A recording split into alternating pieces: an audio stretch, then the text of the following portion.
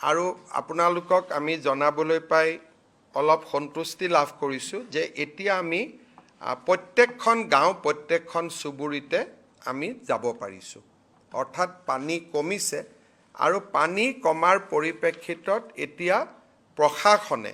শিৱসাগৰ আৰু চৰাইদেউ জিলাৰ প্ৰতিখন গাঁও বা প্ৰতিখন চুবুৰীলৈ যাব পাৰিছে আমি ইউজুৱেলি যি আমি সহায় আগবঢ়াওঁ যে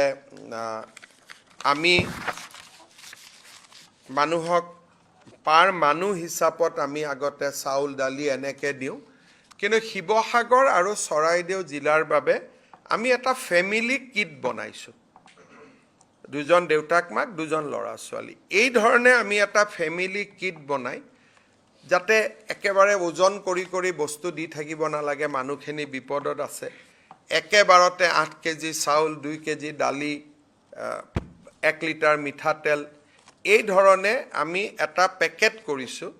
আৰু আজিৰ পৰা তাত আমি ৰিলিফৰ ব্যৱস্থাটো অলপ পৰিৱৰ্তন কৰি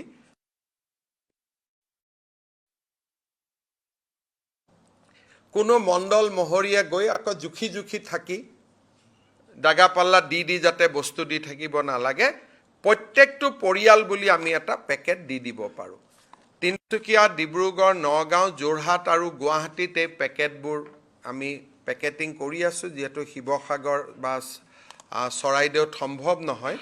অহা আজিও কিছু পেকেজ গৈছে অহাকালিও যাব 3 দিনৰ ভিতৰত আমি আশা কৰোঁ লুজ চাউল দালি দি আছে অলৰেডি এনেকুৱা নহয় যে পেকেটটো হ'ব বুলি লুজ চাউল দালি দি আছে অতিৰিক্তভাৱে আমি ফেমিলি পেকেট এটা আমি দিয়াৰ বাবে আমি আগবাঢ়ি গৈছোঁ